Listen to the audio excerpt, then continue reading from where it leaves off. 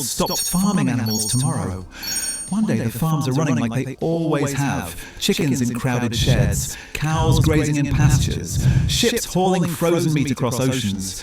And then, the next day, it all stops. No meat, no dairy, no eggs, not a slow change. Just an instant break from the system that shaped our diets and our economies for thousands of years.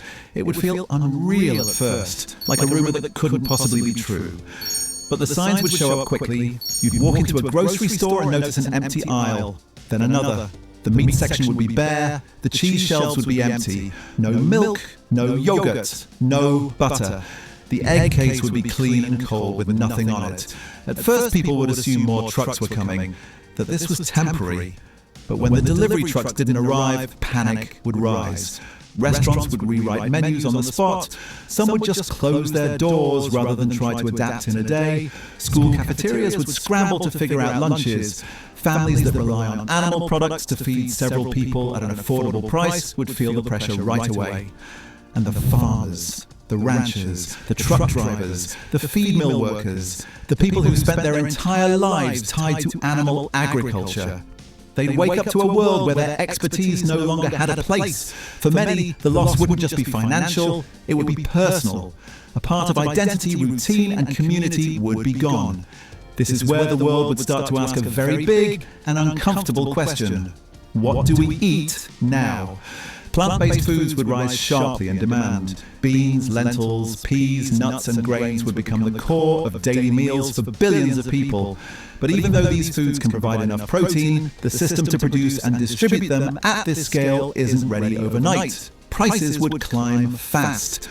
Countries would compete for crops, and the world would feel a little unsteady. But while the human world is adjusting in chaos, something else is happening quietly, far away from grocery stores and city streets. The land begins to change. Right now, a huge amount of the land we use on Earth is dedicated to raising animals. Fields for grazing, fields for growing crops to feed those animals. If animal farming disappears, that land loses its purpose instantly. On day 1, it looks the same. On day 10, weeds start to rise. On day 100, shrubs and baby trees appear along fence lines. Rivers begin to run clearer. Grass grows taller than it has in decades, and then nature starts to reclaim. But this doesn't happen cleanly or evenly. Some areas turn wild fast, some areas struggle. Some regions would see rapid overgrowth and even become fire-prone at first. But over years, then decades, ecosystems would return. Forests would spread again in many places. Grasslands would rebuild their root systems and become deep carbon stores. Wetlands would expand and filter water. And greenhouse gas emissions would change too. Animal farming produces a large amount of methane, which warms the planet quickly. If it ended, methane levels would start to fall almost right away, because methane doesn't stay in the atmosphere for long. This wouldn't solve climate change, but it would slow the rate of warming in a noticeable way. And slowing warming buys time. Time to adapt, time to rethink, time to heal. Freshwater use would drop as well. Raising livestock and growing feed crops uses a huge share of our water. Without that pressure, aquifers could start to refill. Rivers could stretch further. Some drought-prone regions might slowly become more stable. But while nature heals, people have to figure out how to nourish themselves in a new way. And that's where the next challenge begins. Removing animal products overnight creates nutritional gaps.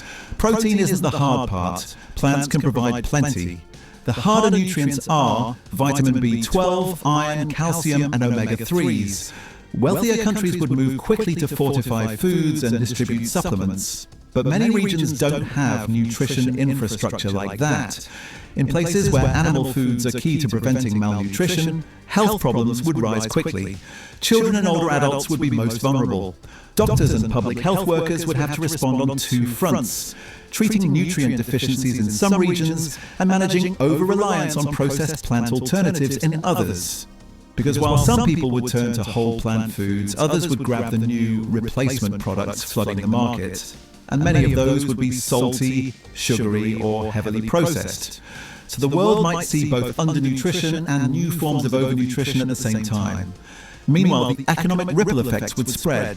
Animal agriculture is one of the largest industries in the world. It involves farmers, feed growers, transport companies, veterinarians, slaughterhouses, grocery stores, restaurants, clothing brands that use leather, and research labs that develop medicines from animal products. That entire network would collapse overnight. Countries that rely on livestock exports would face deep recessions.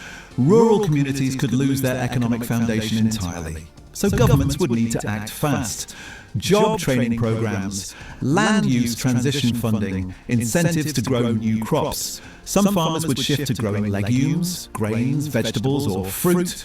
Others might work on restoring land and managing rewilding zones. Landscapes don't return to the wild on their own. They need guidance, protection, and patience. At the same time, new industries would grow quickly. Lab-grown meat companies would scale production, offering meat that comes from cells instead of animals. The taste would be familiar, and that alone would draw many people in. Vertical farms would become more common in cities. These farms grow food in stacked layers using very little land and controlled climate. Protein from algae and fungi would expand too, since they can be produced with minimal land and water. So even while one massive system is collapsing, others are rising. There's disruption, but also growth. Now let's move forward in time, 10 years, 20, 50. The fields that once grew feed crops are now covered in forests, prairies, wetlands, or new food crops. Animals that once had nowhere to go begin to return. Wolves, foxes, bison, wild horses, birds, insects, and pollinators expand into new territory. Some regions would feel more alive than they have in centuries. Human culture changes too. Meals look different. New food traditions form. Old traditions evolve rather than disappear. People cook with more plants. Children grow up learning about how food affects the planet. Cooking becomes less about habit and more about choice. But there's something deeper happening underneath all of this. Humanity begins to reflect on what it means to live among other living beings, not above them. Ending animal farming would force us to confront our relationship with nature. For thousands of years, humans have shaped the world based on what we needed. This shift would show us how deeply the world has shaped us back.